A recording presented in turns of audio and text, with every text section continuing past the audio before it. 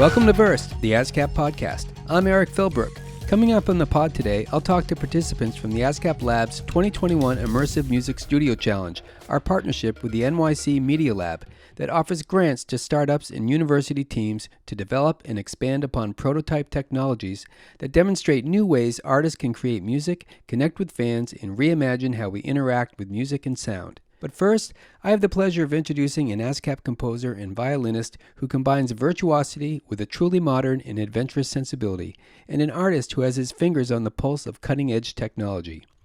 Hailed by the Los Angeles Times as a violinist with a honeyed tone, spectacular technique, and engrossing musicality, Fain was seen on screen and heard on the Grammy-nominated soundtrack to the film Black Swan. He can be heard on the soundtracks to Moonlight, Glass, Indignation, and Free State of Jones, and gave voice to the violin of the lead actor in the Academy Award-winning film 12 Years a Slave. He has electrified audiences in performances at festivals all over the world and has collaborated with an eclectic array of artists, from Philip Glass to the Mark Morris Dance Group, Sean Curran Company, and Bill T. Jones' Arnie Zane Dance Company, and has appeared on stage with the New York City Ballet, performing alongside the dancers in the acclaimed premiere of Benjamin Millepied's Double Area. His multimedia show, Portals, premiered to sold-out audiences in New York and Los Angeles and has been seen at Australia's Melbourne Festival and continues to travel worldwide. The centerpiece of the production is Partita for solo violin, a work written especially for him by Philip Glass. He has also worked with jazz pianists Billy Childs and Ethan Arverson of The Bad Plus, Joanna Newsom, Bryce Dessner of The National, guitarist Rich Robinson of the Black Crowes, appeared at Jazz at Lincoln Center with singer-songwriter Rob Thomas of Matchbox 20, and collaborated with James Blake and rappers Das Racist and Rozelle. Always at the forefront of technology, Fain has worked on a number of boundary-pushing projects, including a musical score for a new virtual reality TV series through Samsung and a collaboration with Google on a VR music video for his composition Resonance, which introduced its 360 stereoscopic VR capability for YouTube to the world, and was subsequently shown at the Sundance Film Festival. He also composed music for a virtual experience, Flock, which premiered at the Future of Storytelling in NYC, collaborated with new media artist Alexander Green on an LED light installation project, which was the subject of a documentary featured on BBC and PBS, and performed with Shimon, an improvising marimba-playing AI robot. Tim recently performed as part of a special music and meditation IG live session for the Ascap Experience, and I'm thrilled to welcome him to the podcast to talk a bit about two things he is most passionate about, music and technology. Here's my conversation with the brilliant and dynamic Tim Fain. So welcome, Tim Fain, to Verse, the Ascap podcast.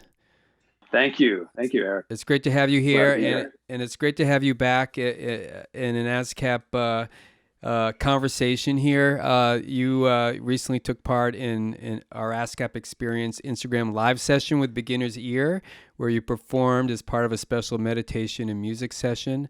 That was very, very cool. Yeah, it definitely it shows that you're willing to pretty much go wherever your muse takes you, or wherever you think music needs to be experienced. 100%, or at least try anything once, right? Right, exactly. So that was part of our ASCAP Wellness Program, one of our initiatives where we've developed to support our members. We're also exploring the future of technology and how it can help our members expand their creative horizons. So this episode is centered around the intersection of music and technology, and later I'll talk to people from three teams that develop new music technologies as part of our Ascap Lab, NYC Media Lab's recent Immersive Studio Music Challenge. So, your career has long bridged the worlds of music and technology, and you've been fortunate to work on a bunch of boundary-pushing projects. Tell us how you first ventured down this path. It's not an obvious path for a lot of musicians and composers. And how has this journey you've taken opened up new worlds of opportunity for you? Well, I first, when I was a kid, I used to make instruments just out of anything I could find, household objects, rubber bands. That's when I was very young. And then later on, I found this old 4-track tape recorder at a garage sale with one afternoon, took it home, and just started recording myself performing and then flipping the cassette and listening to it backward, and just creating all of these very analog effects using this, consumer 4-track tape recorder, which was really fun. I just remember the feeling of freedom and this feeling of just this exponential growth of timbre and texture, just from these simple little sort of additions of this element of technology into what otherwise was a very classical training that I received. Later on, I was playing bass guitar and guitar in a like punk band in high school, and we did a lot of experimenting as well. But it wasn't really until my 20s and 30s that I started to really bring that into my own composition, into my own performance on concert stages. Mm-hmm. I produced a piece called Portals, which was an evening of music and film and poetry and dance. And the way the films are created is to create this illusion that the other performers, the dancers, Nicholas Britell's on piano, Fred Child is reading, Leonard Cohen had very generously given us the rights to a bunch of his poems and interviews. We wove together this story of disconnect, and you see the other performers on screen, sometimes shot in a way where you can forget that they're actually there. And so I was really interested in trying to create this kind of fun but slightly terrifying feeling of like, what does it mean when the performer actually doesn't have to really be there? It's almost like, in the 30s, when there was all this interest in electronic composers to create this like pure, unadulterated music that was unhampered by the problems of performers and performances. I mean, I quite like the wild card element that live performance gives to everything. Definitely. I wanted to do something that really felt like, what does it mean to be a performer in an age when we don't really need performers, Right. So that was Portals, and then worked on a number of extended media projects, a VR film for Google and YouTube. They used it to announce 360 degree adaptive sound for YouTube. Right. And so kind of creating, this piece of sort of like sticking you inside of a symphony orchestra in a way that couldn't really be done except in VR. I think it was the very first time that anybody had tried to do this. We literally put the camera right inside of the orchestra, which was very fun. That's cool. No, I've seen some of that in action actually. So how did this change the way you thought about or approached composing for this kind of technology for the virtual reality space? Well, yeah, I mean, as far as the actual music goes, as a composer, I think I'm a little more interested in the technological aspects of music as more sort of background, like the effects that you can produce almost as sleight of hand, I recently worked on a short film, which actually just, it had won Best Short Film at Venice Film Festival and just won at Sitges in Spain as well, Best Short Film, called Los Huesos. And the piece, it really kind of, there's this, I think, very sort of, perhaps even enchanting, at least to me, musically, this juxtaposition of very sort of like nostalgia, like a sound of like an old 78, right, an old record player, mixed with this sort of jarring low sounds and synthetic sounds, synth sounds that almost have the feeling of this, that the music becomes, there's a possession in the music, right, almost sort of, and the sounds of the record player start off as just, it sounds like you're listening to an old recording, and then they start to change and evolve and actually hit to moments on screen. And it's almost as if this old antiquated technology begins to take on a life of its own and becomes almost like a musical character during the course of the film.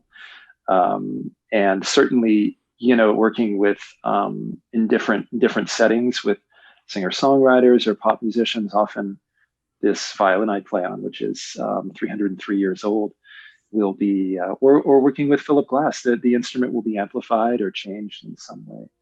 And I really get a kick of this, the way that technology can kind of just reinforce the uh, the approach of acoustic expression, self-expression on acoustic instruments. Is really interesting. Of course, I really admire composers who really make a point of putting a piece of technology even as the centerpiece of their work. Right. But I like this. I like this sort of the magic that can evolve, and things just kind of seamlessly come together in a way that the listeners maybe not even aware of. Right. Would you say that you're unique among musicians? Home studio technology has been around and it keeps advancing. But would you say that there's not the level of apprehension or reticence to embrace this kind of stuff? I'm talking about the guitar player in his room, just sort of trying to learn chords and stuff, but also having access to all these wonderful things that he can get off his laptop as well. Would you say that there's that sort of that hesitancy to embrace new technology as you're developing your music, your craft? You think that barrier has kind of fallen in recent years? Well, I will say that we are living in a very unique time right now. For the past 10 years, probably, I've been working on a number of projects remotely. It's become almost just a part of my workflow in a way. I remember working on the film 12 Years a Slave, and there was a particularly challenging fiddle track that we were trying to communicate to the lead actor, to Chiwetel Ejiofor, how to really kind of look like how a fiddle player from that time period would look. And I just recorded something in my hotel room. I was traveling with a nice mic, but it was just on my laptop, and I recorded it and sent it to the production, just thinking it would be kind of a scratch track. And that was actually the track that ended up in the film that was just sent to them, from thousands of miles away.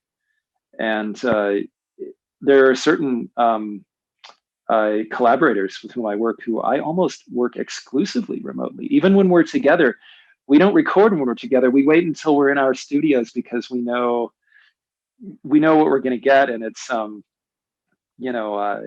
I think that for me, yeah, a lot of the barriers um, to working in this way is this real sort of merging of technology and recording and acoustic instruments is I don't even honestly I don't even think about it anymore. It's become just so much a part of the way that I think, which is really fun. And it's great to be able to, I mean, so many people are doing that. I think there are a lot of musicians now who are very much um, in that mindset, which is exciting. Yeah, absolutely.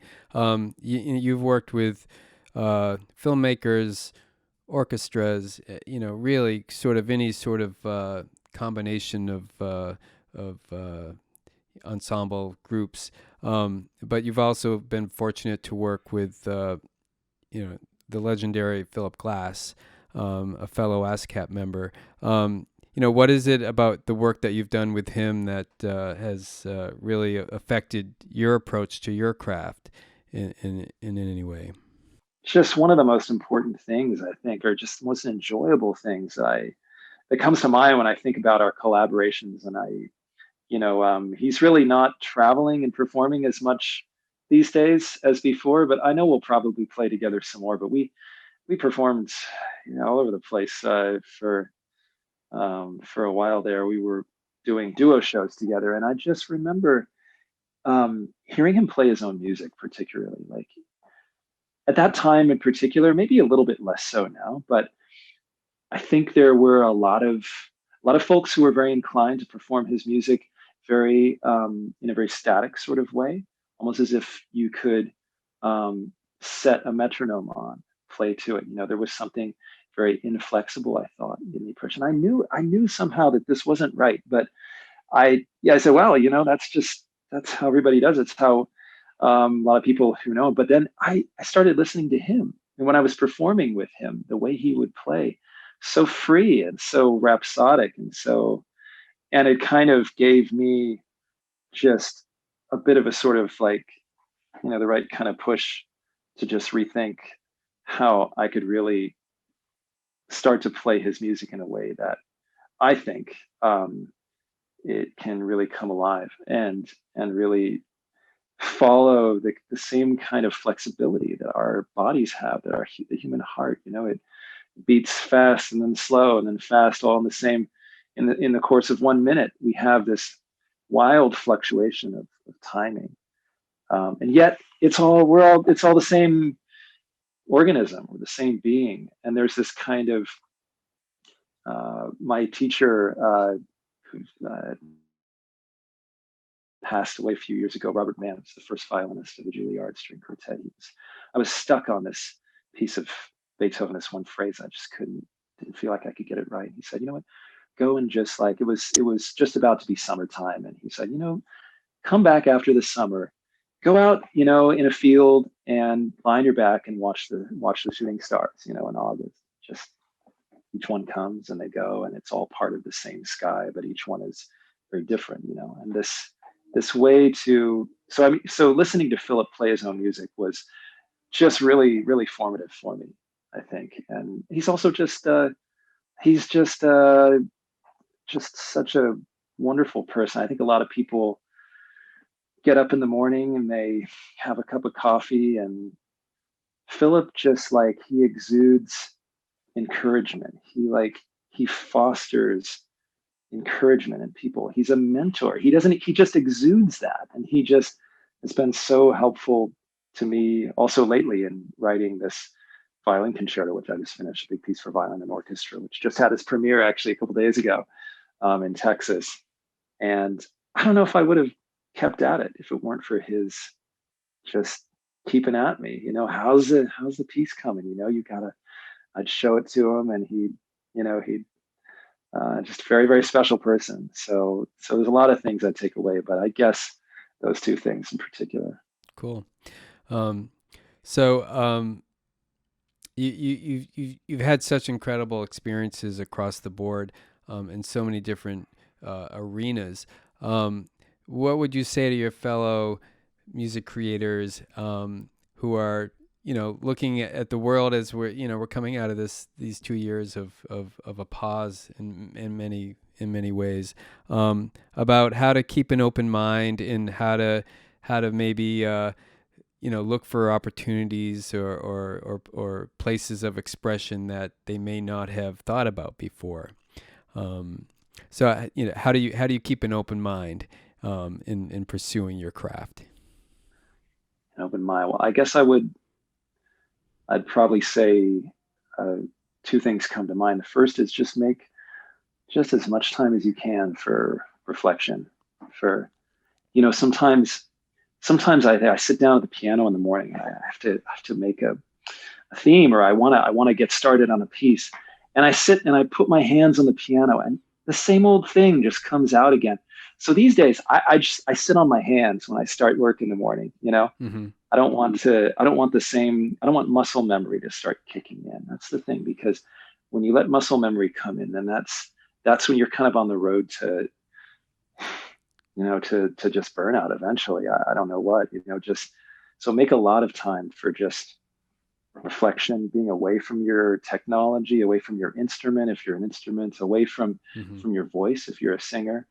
Just go on walks and dissect the music that's happening in your head, and prepare for that moment when you're going to actually bring it out into the world. The second thing, I guess, would just be to really create for yourself. Think of, have a lot of fun, because and everybody will tell you this, but just create with just like ecstatically, and I think you can't go wrong. The opportunities will come, I think, if you really put in the time. You don't know what those opportunities will be. Search out other people who are like-minded and create with them, and in that way you have kind of the first thing, this sort of introspection, reflection, and then also the collaboration to sort of come together as artistry and as co-creation, which is just one of the most exciting things there is. So I guess that would be, I kids, who are making, teenagers now, musicians who are making their own instruments and just building their own synths. And I'm just fascinated with how, what is going to happen and just the new sounds that are emerging. I think it's really, really exciting. Cool. So what are you ecstatic about in terms of what you're working on now? What are you excited about? Well, I actually just worked on a film that was the very first score that I've ever done that didn't have a violin in it. That was kind of fun because, a lot of times I'll be tasked with either adding violin to somebody else's score or creating a score, and the producer or the director might say, "Oh, we really love violin. Is there any way you can work that in?" And this director he never said anything like that. He never, and it was a very sort of like synth-driven score, this dystopian piece about just a future, an imagined future where words cost money and people can't speak unless they buy into this system of words for sale. And creating this very sort of quiet, but very sort of just rich and sort of golden world of synth kind of driven silence was really, really fun. So that was exciting. I have a few new toys in my studio as a result of that. So I'm looking forward to really kind of diving to that. So that on one side. On the other, I am super optimistic about live performance. I see places opening up. Let's see what that's going to look like in the next year or two. But I feel really hopeful that, I know that we're all going to keep on sharing, whether that's in person or not. So I just can't wait to get off and do more of, playing my own piece for violin and orchestra, performing Beethoven's Violin Concerto, going out and concertizing again. So I'm excited about that as well. And imagine future and optimism. Those are two good notes to end on. Well, thanks, Tim. I really appreciate you Pleasure, taking Eric. the time to share a little bit of your world with us. And good luck, and hope to hear you out there in the world somewhere soon. Thanks, Eric. Yeah, it's a pleasure. In a recent research survey conducted in conjunction with independent research firm Whitman Insight Strategies, Ascap found that a large majority of music creators want their PRO to provide exposure to new ideas and technologies that can help them innovate.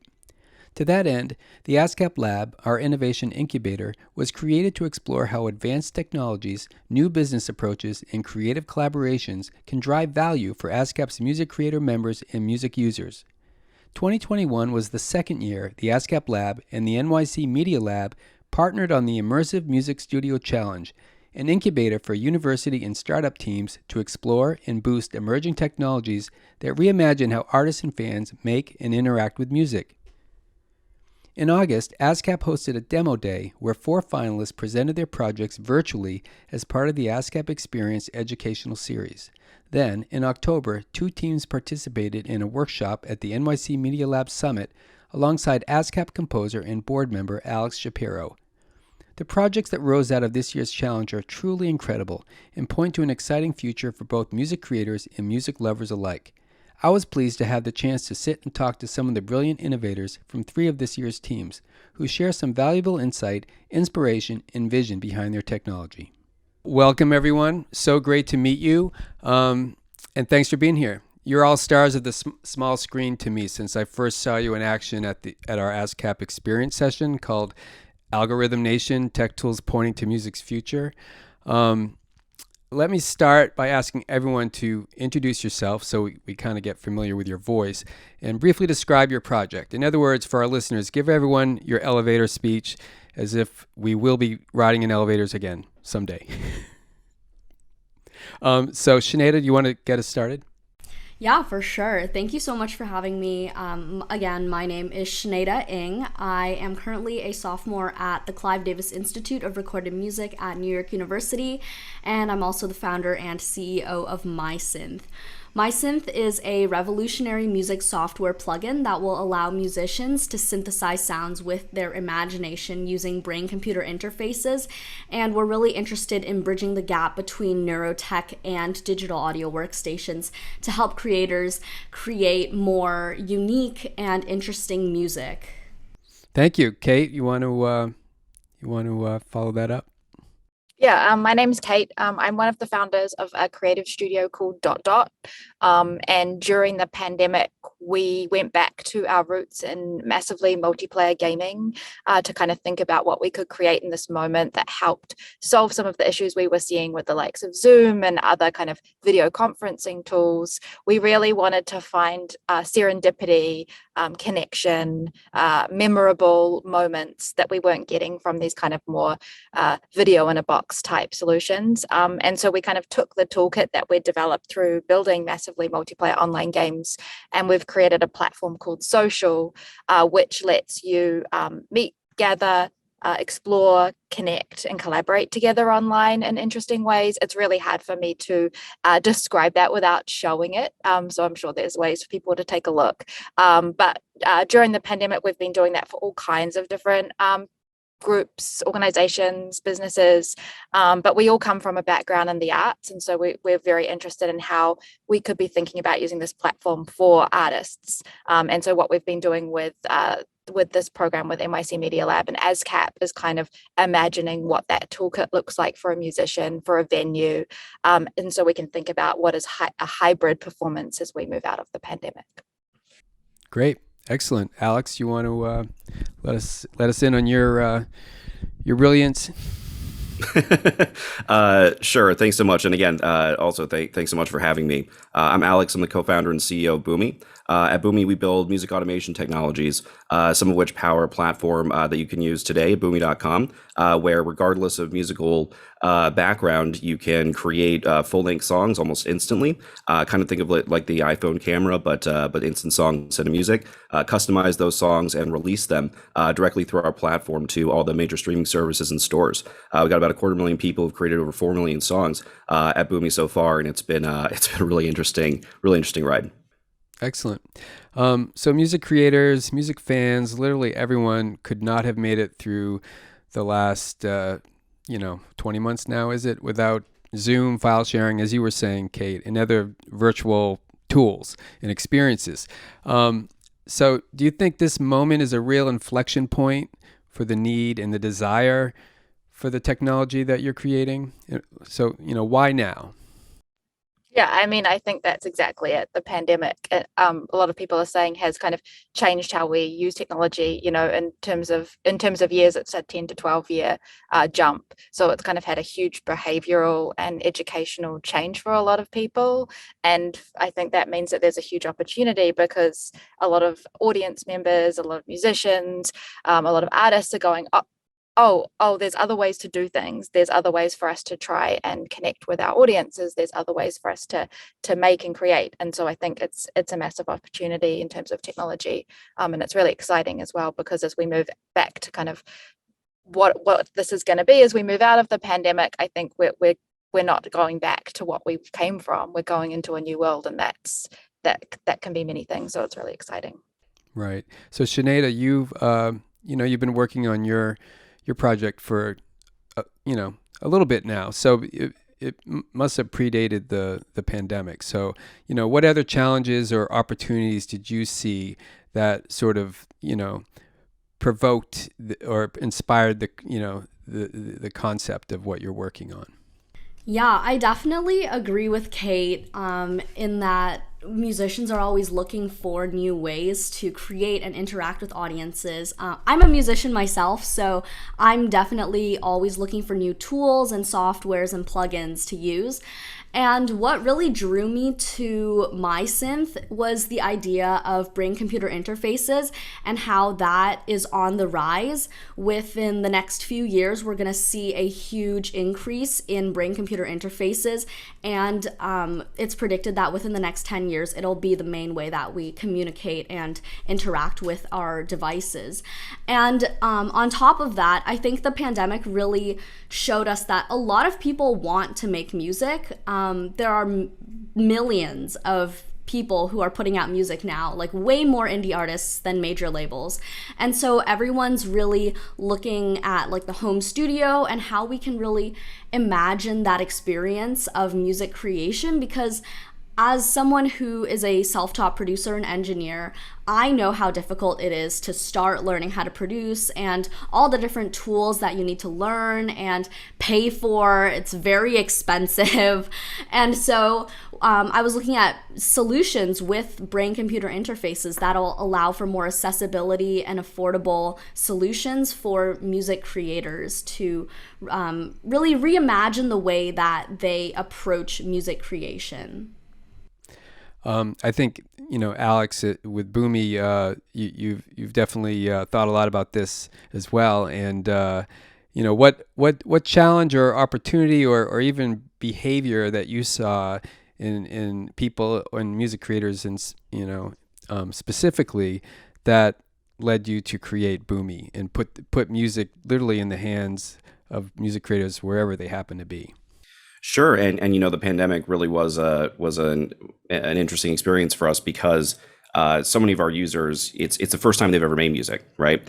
And a lot of them, maybe some of them might have home studios and the kind of stuff Sinead is talking about. But we recognized a long time ago that the vast majority of the people of the world don't have the tools to create, and especially don't have the tools to create, certain kinds of music, things like EDM, things like, hip hop beats, without all that expensive time and expensive equipment that we were just talking about a second ago. I think what the pandemic did for a lot of people, right, whether they call themselves creators or not, or think of themselves as musicians or not, it gave them time, right? We all had this time.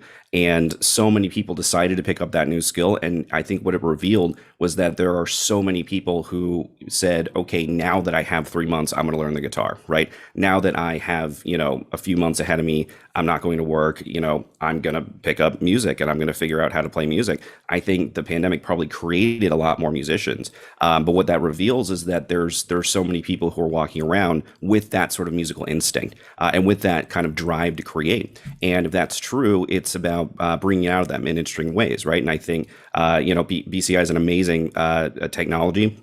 Brain computer interfaces, we're all going to be walking around, thinking up our songs and having them magically actualized. And until we reach that day, smartphones are incredible technology. Smartphones, not just the iPhones in our pocket, but the $10, $20 smartphones in markets globally.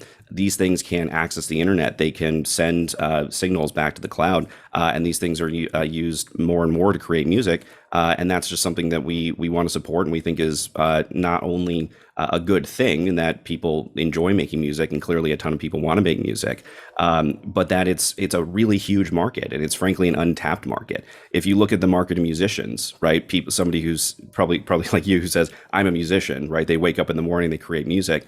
That market is a certain size. If you look at all the people who would create music if they had time, that's what I think started to get revealed in the pandemic a little bit, and that's what I think our growth is really tracking to. Great. So Kate, what I really enjoyed about your demo day presentation that I saw, you used the Jalopy Theater as an example. I used to live right close to the Jalopy Theater, and I've been there several times. So it was really nice to see something so sort of old-fashioned and rustic be used as a demonstration for the possibility of what new technology can not only bring to performers, music creators, but also to venues, to these spaces where people experience music. So, you said this kind of came out of the whole gaming technology experience. What is it about the music sort of space that you felt this would be perfect for? Yeah, I think we felt like there was an audience who's at home who would like to experience this. And what we loved about the Jalopy when we started talking with them is that they pre-pandemic they had actually set up a live streaming system in their theater because they knew that their community was global, and they knew that there was going to be an interest for what they were doing in this beautiful little theater in Brooklyn and all these other places. And so that also already kind of started embracing what it meant to be hybrid even before the pandemic. And so that was really interesting to us because they recognized where their community was and how they were engaging. And so when we started working with them, it was really like, okay, would this community come into this space like this? How do we make this online streaming venue feel some of the heart of what is so beautiful about the Jalopy in the physical sense? And so that's kind of what we went to kind of go and create with them. And I think what we're noticing is that as we do this work and as we talk about it and we're just testing, experimenting, our next question is, what if the artist can engage with the audience live? Like, what does that look like in a social world? So as we do this, we're really interested in finding out how we can reach audiences that maybe have always been there but never also been served. So we have a new audience from the pandemic who are now more likely to come and engage digitally, but there's also audiences who just never had access. And so like one day someone said to me, oh, hey, my son and their friends, they're all under 18, but they love to follow these bands. They would buy a ticket to see their favorite band like this as a group because they can't go to the venue because they're underage. So like there's a whole lot of people out there in different situations based on where they live, on their ability to travel and things that I think also are audiences that have been ignored previously. So we're really interested in going, okay, let's put some little pilots, experiments out there and see what kind of responses we get to this kind of hybrid model for musicians for venues. And so we're just kind of, Jalopy was the first one and we've got more planned. So yeah, it's good. I think it's going to be an exciting process and I think we're going to learn things and be surprised as well. Yes, indeed. So I'm a rock guy. I love rock and roll. I love bands. Every great band is greater than the sum of its parts. What is it about your particular team, the people that you've collaborated with on this, that you feel created such strong innovation? Do you want to take that, Alex? Oh, sure. I mean, I would say the thing that makes us really unique, and I could probably fill an hour with saying great things about our team. The person who leads our music automation team, extraordinarily talented person at Stanford. We've got both, I would say, we have high level technical talent, right? But almost all of us are musicians, right? And I do think that is maybe unintentional, but an important detail. All of us are musicians. All of us care about music. And one of the things that I think makes our team most unique is that we're a music creation company, right? But we're also we participate in the music industry. We're a distributor. We participate in the music rights ecosystem, and that is very new, and that's pushing some interesting boundaries. You have to have the right team for that because we're here, right? Hello, we're talking to organizations like Ascap and the Copyright Office and big labels and publishers. We are not a team that's saying, look, let's sit in a basement, let's produce crazy artificial intelligence tech that's gonna take over the world. We wanted to make sure. And I wanted to make sure that we're interfacing with the music industry, creating a healthier industry, creating a more fair industry. These are things we're really passionate about. So on our team, you'll find music experts and the kinds of nerds you'd expect, but also you'll see people with a long history in the industry, and that's what I think is really cool to see as our team keeps growing, bringing in people who have an understanding, right, of how the music industry can be better, people who have an understanding of what it feels like to be a creator, what it feels like to earn a living, right, from your creation, which is something that we enable on the platform, And so that's what I think makes our team really special and stand out compared to other teams that are maybe working on areas like this. We really care about being good actors in the music rights environment, and that's what we're doing. Well, that's music to ASCAP's ears, obviously. Sinead, you are also a musician, and you've started this technology company. What is it about? I mean, music is such a collaborative process. It can start with a single songwriter composer, but it definitely becomes sort of this collaborative art. What is it about the group that you've pulled together to start MySynth that you feel particularly excited about? Yeah, well, like Alex, we are also all musicians. We very much pride ourselves in being musicians who are creating tools for musicians, because really we're the ones who know what the challenges and the problems are because we're experiencing them and we go through them every day. And so I think it's really important to have music technology companies be driven by musicians and creatives. And right now, our team is incredible. All of them are close, dear friends of mine. And we're actually, almost all of us are students or recent grads. And so being such a young team, I think really gives us an advantage because we're able to see the future and we're able to adapt so much quicker to changes in technology and society. And most of us grew up in this social media era, and now we're seeing like Web 3.0 and the rise of this whole new environment, this like virtual environment. And so it's really interesting to think about the things that will be possible in the future, and we're the ones who are driving it and who are going to be creating it, and ultimately we'll be the ones living in it. So that's very exciting. Excellent. So Kate, your project is called Social, which is, and music is all about social, unity, social collaboration. Tell me a little bit about your team and why you think you've got the right people for the job.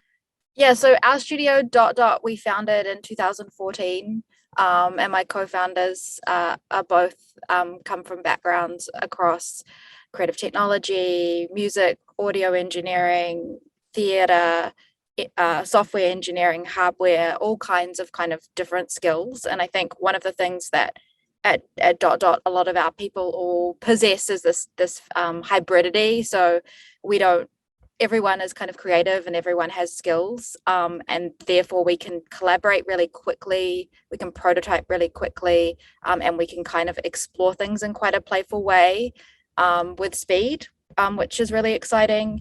And our team has been working together since 2009. So we previously ran a massively multiplayer game studio, and that studio was all built around creating this platform to make music together live online.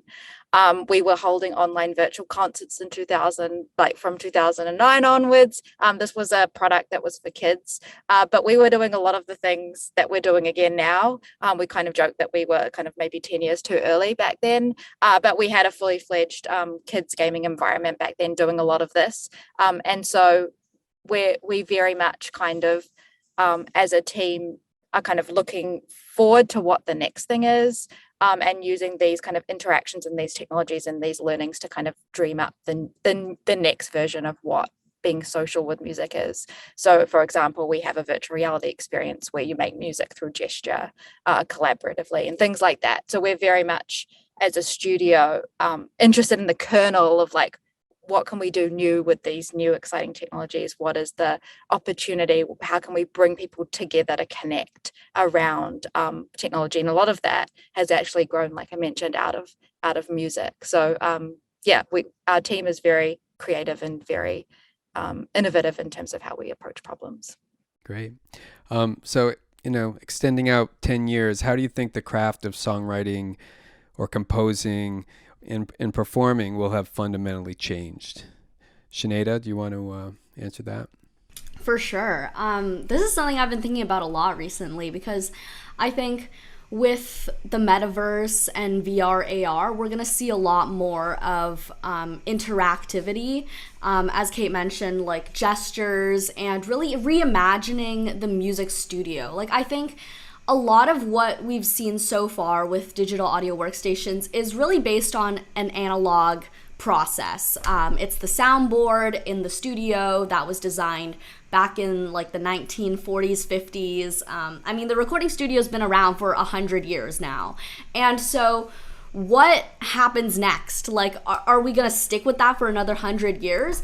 What I think it's going to is virtual studios and just reimagining the whole process of creativity, where it's more focused on the creative aspects of the process rather than the nitpicky kind of, I don't want to say boring, but the things that people don't like to do as much. There's like really small detailed automations and stuff like that. And so I think a lot of that will be handed over to AI, and we'll be seeing more collaboration in virtual and augmented reality environments, as well as a lot more gesture and like biofeedback driven creativity. And so I guess there's a whole lot happening, not to mention like distribution with NFTs and blockchain. So I think creativity is really going in a whole new direction where creatives are actually able to express themselves more freely and have all these tools and access to people and just really everything that is possible. Right. So Alex, Sinead said there's a lot happening in the virtual world, the digital world, technology. Who do you need to win over, for Boomi to go even further than it already has? And it's already showing a pretty good track record of interest and engagement. Who out there do you feel like these are the people that, once they become familiar with it, they're going to love it? Well, I really think it's that same group of people we talked about at the beginning of this at this podcast, which is those people who are walking around and saying, I want to express myself with music, right? And maybe they've opened up a digital audio workstation, maybe they've opened up an app or something, seen a grid, and said, that's what is that, right? What is, I mean, there's so much knowledge, right, that that we assume people have. What's the difference between two instruments playing at the same time? What are those instruments called? All of this knowledge, right? And so to me, if our products are serving the needs of this emerging group of creators, right? Which maybe we call them musicians, maybe we don't call them, maybe we call them something else, right? Creators with a capital C instead of musicians with a capital M, with a capital M.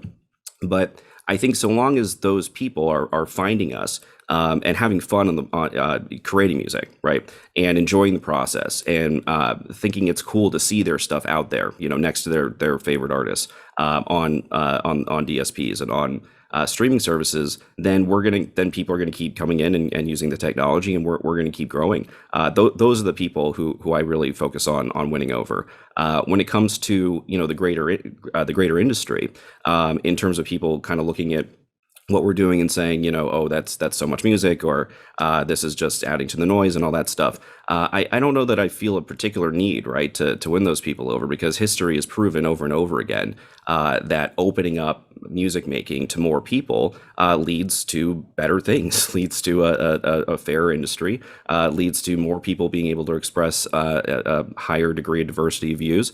And I think that if I think about the next 10 years, what everyone's going to have to look at, not just because of what we're doing, but just the natural trends in the industry, is a huge amount of music, way more music, right, than we've ever had before, or that we've ever even thought or conceived of. I'm talking 1 million songs a day, 10 million songs a day, 100 million songs a day, which might sound crazy, but that's how many. That's actually a fraction of the photos, right, that are going to photo sharing networks on a daily basis now. So when creating music becomes that simple and that fun, through the technologies like the people on this podcast are building, we're just going to see this explosion of content that is going to change some views. But in terms of winning people over, we're just creating more indie artists, and I think that's great.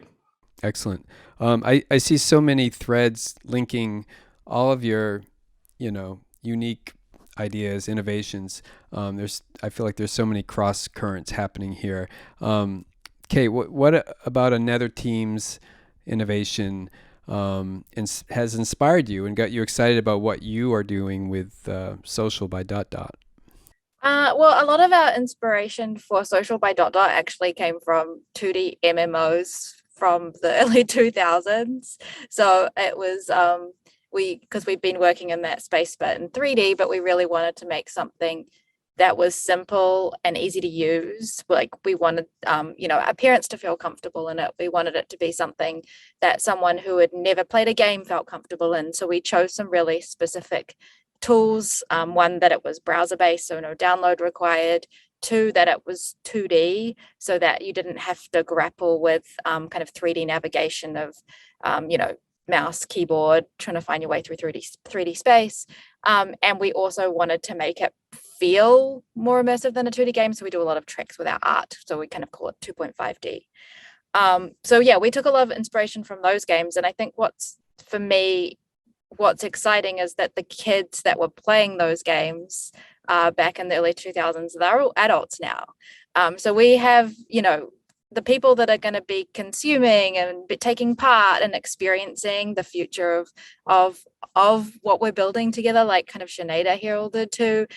They grew up playing in these community spaces, actively interacting with one another, being part of something rather than, sitting back and consuming. And I think that makes a really exciting environment for us all to play in, because we don't need to teach people how to kind of be part of something, take part in a community. People are looking for that, they're seeking it out. And so that means that we can all build things that really like take that interaction to the next level.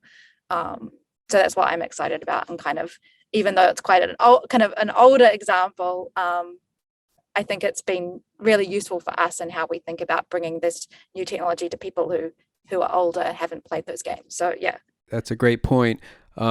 Change is happening so fast now. People are becoming more comfortable with change and for new tools and new technologies, and they're much more apt to embrace them and try them, experiment with them. I don't think there's that sort of hesitancy to embrace something new, because the pace of change in the last decade has been so rapid. I think especially in music and in the creative space. I think people are just really open to whatever's coming down the pike. So the Ascap Lab and the NYC Media Labs thought partnership, I think someone called it, was intended to spark emerging, immersive, experimental technology. What aspect of the Immersive Music Studio Challenge has helped you the most as you move forward? What did you get out of this project and this process? Sinead, why don't you take that one? Yeah, for sure. So honestly, this project originally started as a fictional business proposal that I came up with in a class during my freshman year. And so I really didn't have much of a plan to move forward with it. And then one of my friends approached me and told me about the NYC Media Lab and Ascap Challenge. And so I applied with the idea and that fictional business proposal that we had written up. And we got accepted. So that was already a huge eye-opener for me and my team, because we realized that this is something that people are interested in, and people are really looking forward to the future of music creation tools. And so after we were accepted into the challenge, we started really building out the proof of concept, the prototype, putting together a team, fundraising, and really the whole startup experience. And we did that in the last I want to say like 4 or 5 months, and we've grown so much. We've gotten so much attention from musicians and creatives and entrepreneurs. And it's just been such an incredible experience. And the NYC Media Lab really provided us with a lot of resources and knowledge that we otherwise wouldn't have gotten, because like this is literally my first startup, and it's been a huge learning opportunity and a really, really great journey. So we honestly like wouldn't have been conceived as a company if it wasn't for this challenge. Wow, that's wonderful. Alex, how about you? What did you get out of this challenge? Yeah, well, I really appreciated all of the the one-on-one time and all of the conversation we had with representatives from ASCAP. The copyright treatment on works that include automation is an interesting subject. I mean, we could spend a whole hour just on that, on the theory, on the domestic theory, on the international theory. The law changes from place to place. What framework do we use? Fundamentally, I need to ensure that if somebody comes into Boomi and they create music for the first time, that and they release that music, and that music starts to accrue royalties, that they get paid, and they get paid for everything, right, that they deserves, and that of course includes the types of royalties, right, that ASCAP deals with. And so having that direct, over this period, and continuing having that direct relationship, being able to sort of see people week after week, and understand what we're trying to do and understand it a little bit more deeply, right, was invaluable. I mean, that was amazing, and it frankly spoke to ASCAP's willingness, right, to lean into the future, not lean out, lean into new technologies, and lead the way, right, because I think, especially when we start talking about, the 10 million song a day future, that is something where there are certain aspects of the industry that are going to need to get some upgrades, right, in order to support that. And so having that conversation, directly with people from ASCAP was really, really helpful. Wonderful, great. Kate, do you want to tell us what you enjoyed and what you got the most out of this challenge? Yeah, for us, kind of being brought together like this and having a distinct period of time to kind of experiment and research and share is kind of a really important, and the process of being able to iterate quickly and then experiment and have those people around us that are kind of checking in terms of a creative process is really valuable. And so even having, Boomi and Sinead and meeting each week and having mentors come in, that process kind of, I think, enriches us all along the way. So we just really appreciated having that structure, and that inquiry and that sharing together. And then also we benefit in a lot of ways similar to Alex. There's a lot of interesting copyright things to look at when you're talking about streaming performance, a hybrid solution, artists being part of that. So we had a lot of interesting conversations about this gray area of copyright and how to best kind of move through it with what our offering was. So for us, that was also really valuable to have that from as the ASCAP team to be able to give us those tips in an area that is very new. And I think what I really also appreciate is that ASCAP's coming to this and saying, hey, we know the industry is going to change, and being able to have that discussion together is really rich. In previous iterations of technology changing, you can see that didn't happen, and disruption happened outside of the industry's involvement. And I think it's really great to be able to have those conversations around the table now to say, like, here's some things that we think might happen, or some ways that's going to change, and like, how do we work together and kind of ensure that all parts of the industry move forward with this. So I think that's also a real benefit as a bigger picture for the challenge. Great. Well, I really appreciate all of you, talking about these projects with such passion and such vision. I talk to a lot of songwriters and composers, a lot of ASCAP members, and I don't often get to talk to folks that are kind of creating new technology that is intended to help music creators. But you certainly, you have music in your soul. I can sense that. I can usually talk to someone and find like, oh, they get it. They get the creative process, and they get the challenges, and they get like what needs to be done, and what creative people need to kind of take their art to the next level. And you certainly all have a wonderful way of explaining and expressing yourselves. So I'm really excited to talk to each of you, and I'm proud of ASCAP and the ASCAP Lab for sort of leaning into this, as you said, Kate, leaning into the future of technology, and it's really exciting, and you guys are killing it. So hopefully, we hear a lot more about all of your companies moving forward, and we're really excited to help spread the word and spread the love about it. So thanks again. Thank you, Eric. Thank you so much. Thank you.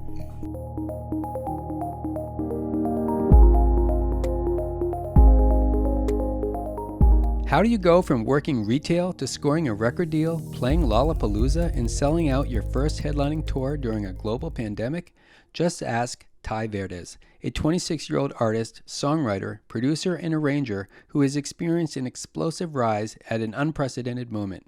His huge radio hit, A-OK, has helped him amass over 500 million streams to date.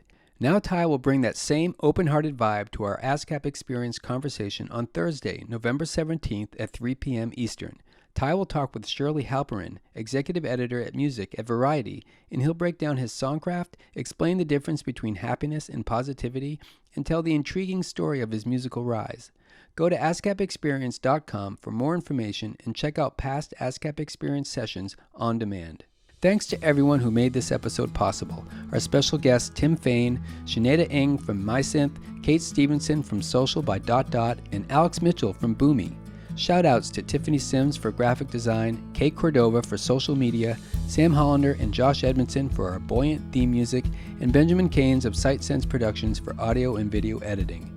If you like what you hear on Versed, be sure to subscribe wherever you get your podcast and tell your friends. Keep the music flowing, everybody. See you soon.